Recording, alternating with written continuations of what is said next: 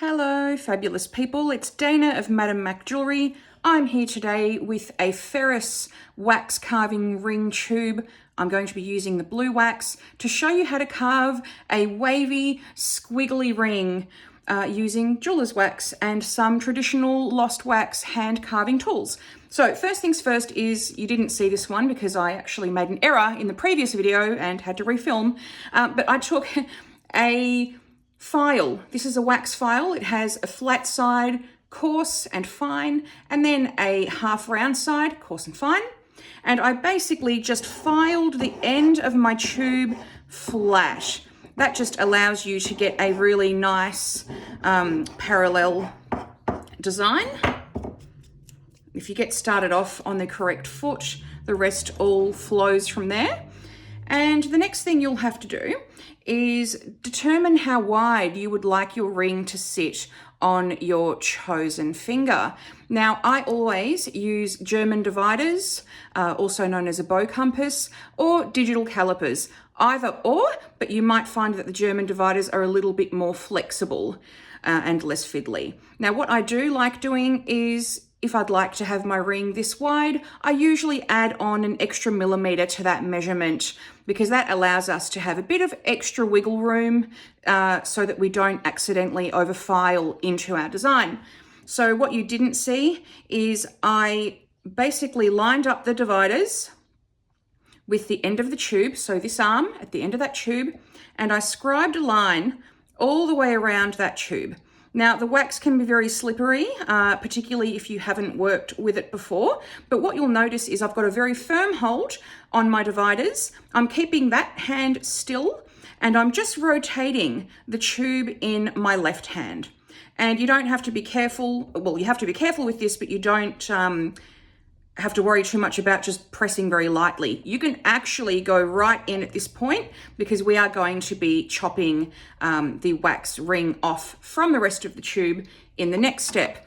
So we've got our scribe line all the way around the tube, and what I have here is a jeweler's saw frame. This is just a regular saw frame. It is adjustable as well. Now, you have to make sure that you tension your blade correctly within that frame. And the way to know that is once you've tightened it, you should hear a high-pitched ding. You never want to have a wibbly-wobbly saw blade because it will affect your design and you'll probably most likely have to start all over again. Okay, so my blade is in nice and tight. The wax blades are great. They're specifically made for wax, woods, and plastics. They look like a little spiral pasta with teeth pointing down. Now, it's quite unlikely that you would cut through your skin with this blade, but if you are going to be using a regular metalsmithing blade to do your wax carving, which is also okay, you need to be extra mindful of where your fingers are. But it's always good practice to never have your hand anywhere in front of the blade. So I've got my bench peg here, and I'm going to place my ring right between that V-slot. And what you'll want to do is you don't ever want to cut right onto your scribe line. The reason being is if your blade goes a little bit skew-if, you'll end up carving into your design. Another thing you don't ever want to do is to plow through the tube from one direction. Same reason, you'll end up going really crooked and you might possibly cut into your ring completely. So the best practice is to place your saw blade just to the left of that line that you have scribed.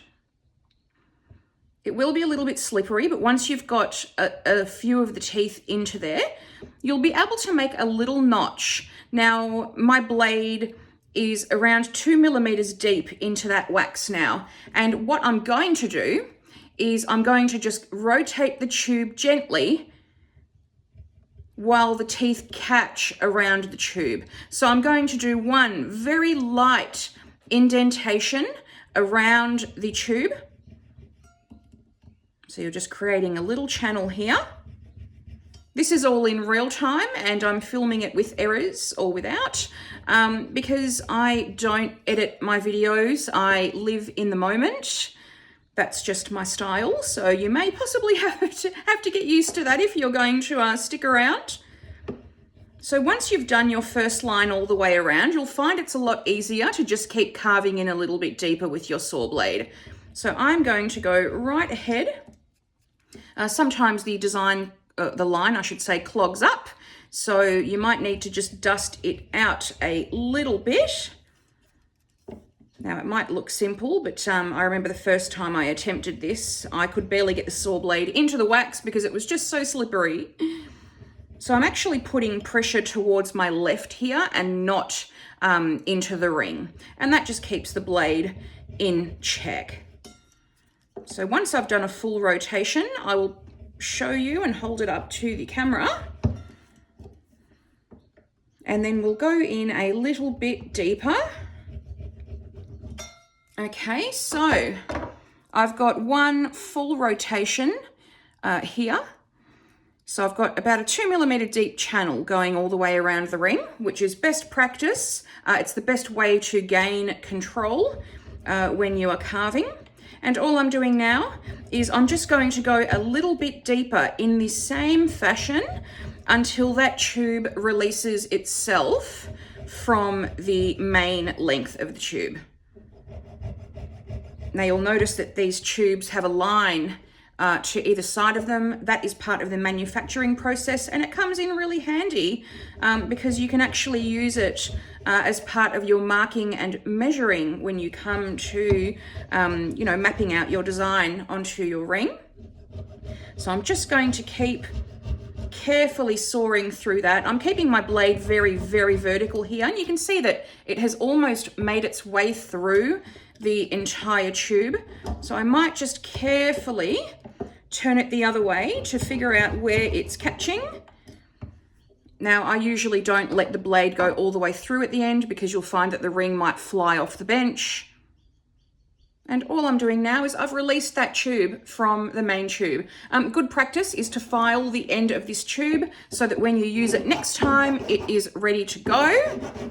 Or if somebody else picks it up after you to use it, they don't have to do a whole lot of prep work. So that's nice and flat. I'm going to pop that at the back there. Now the teeth marks from the blade, if you want a really smooth, refined design, you're going to have to file that down a little bit. And this is why we allocated the extra wax at the beginning when we determined the width of our ring. So this just allows you to file down and keep within your original desired parameters for your ring width. So I've got a relatively symmetrical ring here. We're not going to be too fussy about it because this is just a tutorial for those who are looking at getting started or skilling up a little. And I'm going to leave the width as is because we're going to be creating some waves later and I don't want it to get too thin. So the next thing we have to do after it has been tidied on each side of the tube is to determine what size we need to size our ring to.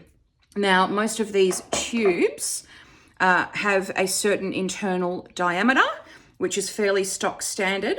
And if you pop it on a mandrel, it's usually at around an I.5 to a J at the leading edge, so the underside measurement. Now, what I might do, just for the purposes of the tutorial, is I'm not going to make the ring too big because it can take a while. I just want you to get the gist of the process and not necessarily have to be here for 20 minutes watching me ream the internal diameter out. So I'm popping this on a wax reaming mandrel. This is one of the premium quality mandrels. It has 6 blades, yep. And it creates a really, really smooth core inside your ring and removes wax at the same time to increase the size of your ring. So all I'm doing is I'm just having a firm hold on my ring. Sometimes you might struggle, so you might want to sort of pinch it between your index and your thumb. And these mandrels, regardless of which model you end up buying, only work in one direction. So I usually keep my hand with the ring still, and I rotate the wax reaming mandrel clockwise with my other hand. So usually I core a little bit of the ring out and then thread the ring on the other way. And that just creates an even internal diameter or hole at the opening from both sides. Now, as I said, I'm not going to do a very, very big size ring, but I will just get it to the same size. Now, the one way to check if you're on track is to, once you've cored out a little bit of your ring, is to pop it back on a mandrel from both sides just to check that it's even. You can see that this side that I've put on is a full size bigger than the other. So now I'm going to ream from this side to equalize that out. Sometimes you only need a little bit of a twist to get that in check. Now, if you don't do this, you'll have a ring that feels a little bit weird on your finger and it might sit very, very crooked. Now, you can make mild adjustments further down the track with the wax carving process, but it's always best to start on the right foot. Now, I always have a little brush with me just to take any dusty bits and filings away. Now, we're going to leave the ring at that size, but what you'll notice is that it is quite thick on the outside, and that would absolutely not be comfortable to wear. So the next step is to determine how much wax we would like to remove from the outside of the ring in order to make it a little bit more wearable and practical for the finger. Now, what I usually do for this is I sort of play it by eye. I've had a fair bit of experience at the bench, so I sort of have a rough idea of what type of measurements work well for certain sizes and feel good for certain sizes. Now, a lot of people measure from the inside out, and then other people measure from the outside in. So what I will do is I'll just show you how I do that. I usually go from the outside instead of working from the inside out, because I find that you end up with nasty scratch marks from the calipers when you do it from the inside out. So what I will do is I will just set my calipers to what I think would be a reasonable amount to remove. I'll just make the jaws a little bit wider until I'm satisfied. Okay, so I haven't got a ruler with me, but I'd say I'm going to be taking about 2 millimeters from that outer edge. Now, I like to keep my ring nice and flat, and all I'm doing is I'm keeping the dividers relatively still, and I'm just twisting the ring around with my other hand that's holding the ring. And I'm doing this flat on my bench peg. It's really important to work on a solid surface, otherwise you'll end up having tools flying around everywhere. So that's what it looks like from one side. And usually when you're scribing a line on one side, you'll want to repeat that and do that on the other. So I'm just going to go ahead and do that. It's important to keep your dividers nice and vertical. If you end up scribing on an angle, you're not actually going to get the correct measurement. So keep them as vertical as possible during the process. I am struggling a little bit today with these because the arms of my dividers have moved because they've been overused by so many people in my classes and myself, of course. Okay, so the whole idea is, I'll just indicate with a marker, we want to be removing that very outer edge up to the line that we have scribed. And when you're filing it away, you'll want to make sure that you're removing the equal amounts from both sides. So you will notice that I do end up flipping the ring quite often. Now, there are a couple of ways to do this. I will show you what I recommend when you're first starting out. So I've got the coarse side of my flat wax file, and I'm holding it very vertically up towards the ceiling. And all I'm doing is I'm filing down to the line in one section and flipping it the other way to make sure that I'm going up to that line as well. And I'm basically going to continue all the way around that ring until I'm satisfied. Whoops, okay. Always have a catch sash or a bench tray because that catches your filings and any tools and any wax models that might fall out of your hand. They're very rarely broken on me when they have fallen, so that's a lucky thing. But sometimes you might not get that lucky. Now at this point it might look like a little bit of a bolt shape or a hex nut, but I'll show you how to smooth out all of those high points in a moment. So this is probably the best way to do it, to keep control of your design. And what I'll do once I've done a little bit of it is I will show you my method that I like using. So I'm going to take a couple of minutes to do this. And as I said, I'm doing this in real time, so you'll get to see all of the bloopers and whatnots. And that's how I like to teach as well, because things do go wrong and things have gone wrong in classes, and it just gives everybody a really good opportunity to learn how to troubleshoot as well. Oops, I've just got dust all over me. So it's looking a little bit rough around the edges at the moment and a little bit sharp because of the way we've been filing. But what I will show you is my preferred method. Now, if this was metal with an extremely sharp file, I probably wouldn't be doing this, but wax is soft and the tool won't really do much damage to you if you accidentally strike yourself. But what I do like doing is just having a really firm hold on that ring.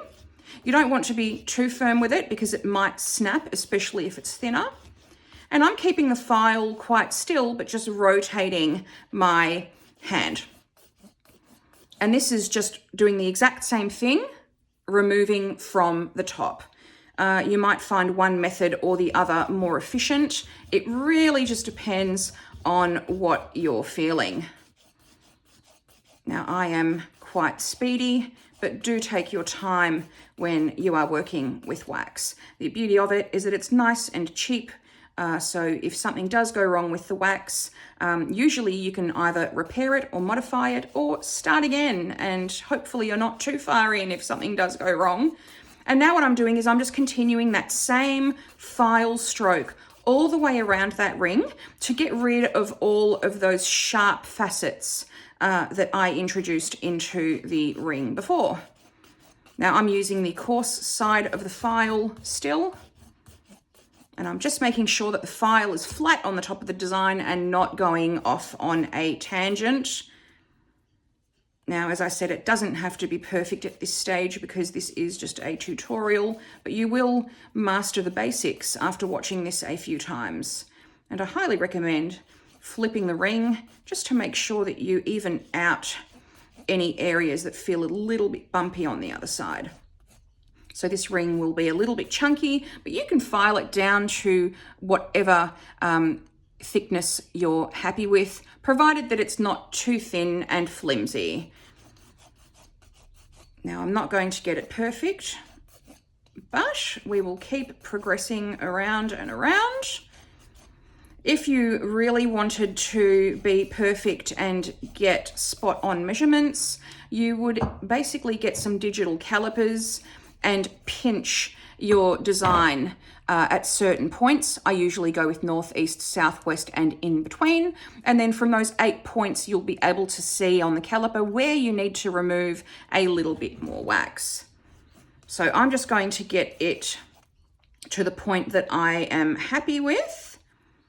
And then we will proceed with the next step. So this is a great place for beginners to start. Sometimes it can be a little bit overwhelming if you're not sure where to start or how to start. But I think by the end of this, I would have shown you a couple of the tools and introduced you to how they're used. Now I'm going to take a little bit of that width off because it is still a bit chunky for me, but keep in mind that once we introduce all of the waves to make that nice wavy squiggly band, it will actually naturally get thinner. Okay, so this is how it's looking. We've taken all of that excess wax away from the outside. It's looking relatively symmetrical, but like I said, we're not going to be perfect. And now the next step, if you wanted to keep the ring smooth, would be to clean up the surface. But what we're going to do is, because we haven't finished carving yet, we're going to just keep making a mess, get all of our waves in, and then refine the surface of the wax with some sharp carving tools. Okay, so to get the waves into your design, what I'm doing is it's up to you how many waves you would like to introduce into your design. It depends if you'd like a subtle wave or a really squiggly wiggly one. But what I'm doing is I'm going to mark 4 points, and I'm going to extend that over the ring at all of those points. Okay. Now, permanent marker usually does last for a lot of the carving until you have to carve it away. But if you ever need to have a better marking system, you could just grab a scribe and indent the wax, as long as you're not going in too far. Now, this is just going to be a little bit of a quirky ring. It's not going to be completely symmetrical. And what I'm doing now, instead of filing on the black marker, I'm going to take my half round file, I'll go with the smooth side actually, of the half round file. And I'm going to tuck it in between two of those markings. And I'm not going to file a lot away, but I've got my ring firmly on the bench peg, and I've got the file coming in at about a 45-degree angle. And I'm just going to file a little bit off in between those markings. And I'm going to repeat that around that side of the ring. Okay, coming up on an angle. So at this point, it's going to start looking a little bit like sharp on one edge and then recessed in.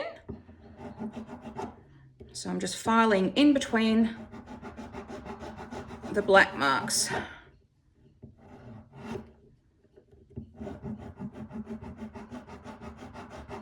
And usually if you use the full length of the tool, you end up getting better traction with your tools. So don't be afraid to have a bit more of a heavy hand, because the heavier handed you are, the more efficient your tools are. Okay, so this is one side. It does look a bit sharp up here, but we will be refining those sharp edges later on, just to make it look a bit more smooth and rounded. Now, to actually get the wave, you need to file on the black markings on the other side of the ring. And I'll show you why that's important. So same process, I'm going in with the file. Just be mindful of how far in you're going, because you don't want to get straight to the middle point and then weaken that whole structure. Okay, so now I'm filing on the next black line. You kind of have to nudge the very end of the file in first, just to get a little bit of a notch in, and then move the rest of the tool up. Okay, and don't worry if the waves aren't all even at this point, because we will be tidying that up regardless. Now, the tools can be a little bit slippery because of the wax, but once you get a good catch, it usually resolves itself. Okay, and then lucky last, we're just going to make a tiny notch in here and file away.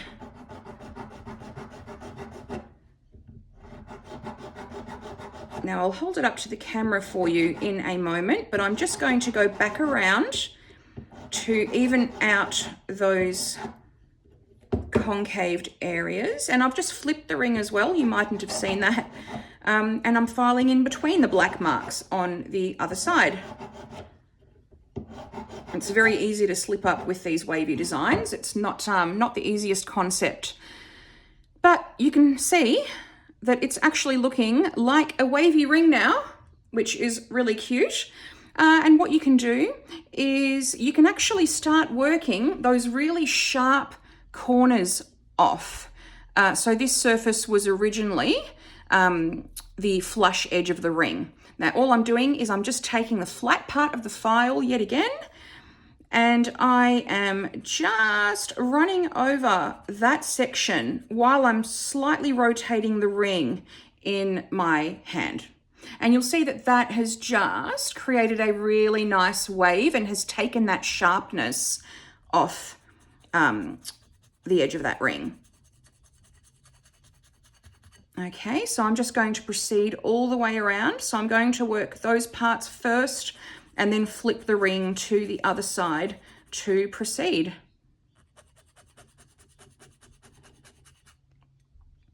Okay, so that's one side done, and you'll see relative to the other side that it's much smoother now. So we'll repeat to the other side to get those pointy areas off. And then once you've done that, you can redefine those waves if needed, and then thin the ring out a little bit further if you wish to. But I think I'm quite happy for the purposes of this tutorial to leave it as it is. Now, what you will find is sometimes the edges might feel a little bit sharp. It's always nice with the wavy design to not have that sharpness on the edges. So what I am going to be doing now that we've introduced all of the curves and we're happy with them is I'm just going to tack the ring onto my thumb, and with the, I might use the smooth side of the file. With the smooth side of the flat wax file, I'm just going to be taking that very sharp edge off the ring. And I'm filing this at around a 45-degree angle. Now, it doesn't need a lot of work. It's just the smallest stroke with the file. And I'm sort of just going at 45 degrees and then flicking upwards as well. Now, it does look a little bit rough at the moment, but we haven't actually refined the model yet. And I will be showing you how to do that in this tutorial as well. So I like popping the ring on my thumb because I find I can just maneuver it a little better. If you're going to be doing this for long periods of time, just be mindful because your wrist may start to hurt. So please take breaks and stretch. One ring isn't so bad, but if you're going to be doing multiples, it may start to get a little bit cumbersome and annoying for you. All right, so that has smoothed off the edges, and you can just visually have a look at the waves now. If you're not satisfied, you can just keep filing. So alternate between the half round and then fix up the part that splays outwards.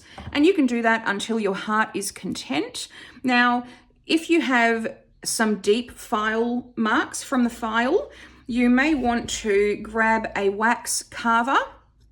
I've got Kate Wolf Tools Macro Carver number 3. I absolutely love this carver. It is the most versatile go-to one in my wax carving kit. And all I'm doing is I'm holding it at a 45-degree angle relative to the surface of the wax. And I'm just swiping across the wax model until all of those file marks start to disappear. So I'm just going to do this really swiftly, as I usually would in real time. And you can see I'm sort of going into that concave area as well, just to tidy that all up. Now, when you come to casting your ring, you will notice that even the tiniest little scratch actually looks far more exaggerated when it's cast in metal. So my motto is, the more perfect your wax model, the easier your cleanup process will actually be. And that's how I make all of my jewelry, and that's also how I teach my students as well. Now, if you're just getting started, you don't have to be that meticulous because you are just learning and you are allowed to make mistakes and change designs on the way.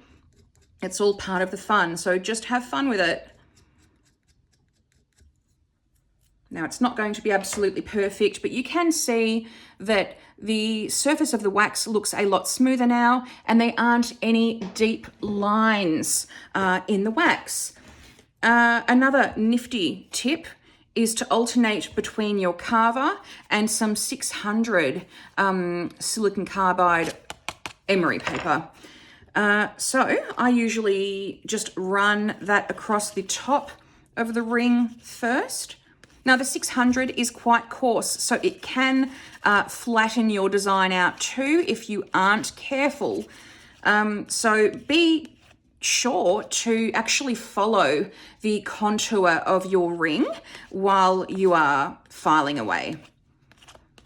Now, if one of the angles or the curves is slightly off and you've ended up casting it and you feel like it needs to be modified, it's not the end of the world, because you can actually modify the metal and get into all of these nooks and crannies with metal files and diamond files and radial discs and anything that you'll be using to clean up your ring. Now, we haven't attended to the edges of the ring yet. You can see there's some nasty file marks in there. Now, you don't necessarily have to have your emery wrapped around a buff stick. What I like to do is I usually just roll it up and run the curve of that filing paper into that concave section. Just enough to get the file marks out. Do send some feedback in the comments. Have you enjoyed this? Did you learn anything? Are you going to try it? I'd love to hear what you're up to and what you're planning on doing. And if there's any other content that you would like for me to talk about or make a video of. I must admit, I went hard and heavy on the YouTube about a year ago, and then I got very busy with life and business and teaching. So I kind of tapered off all of the tutorials, but I am back and I'm hoping to bring out some quality content. It can be quite difficult having to be present on all of the platforms. But if you've been around for long enough, you'll know that Instagram is pretty much my main gig. But I'm really hoping to build up my YouTube, because it is just such an incredible platform where you can learn anything and everything you could possibly want. And there are lots of creators out there sharing their knowledge and tips and tricks, and it just does make the world a better place. So I am here and I am working this week. I've been doing some stone setting in metal in the background, and that has taken up a lot of my time and energy. Okay, so you'll want to have a feel of your wax model, check if there's any sharp bits. Sometimes it might feel a little bit sharp on the inner lip. So if you do have that, I usually just make a half circle around my finger with the filing paper, and at a 45-degree angle, I just gently take off that inner edge. You could do this with a file directly in metal or in wax, but you'll find that it kind of does make a little bit more of a mess again, and then you have to smooth out the inside. But I will hold this up for you in a minute. So that feels a lot smoother, and it'll be a bit more comfortable for wear once it has been cast. So I'm just taking that sharp lip off, and what I'll do is I'll just dust the model off underneath into my sash so you can have a look at it. I'll get rid of all this dust as well. So here we have it, a wavy wax carved ring.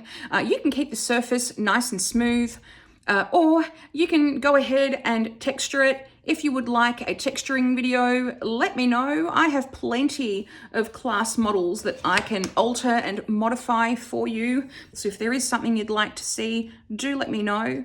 And if you do notice any scratches that haven't come out, you can just run your carver back over them, and you'll find once you've done that, you can then cross file against the direction that you just carved in to tease out all of those marks. I hope you enjoyed this tutorial. Please send through your questions and queries and let me know how you go. I'd love to hear from you. It's always a pleasure. I love my job, and we will chat soon. Thank you.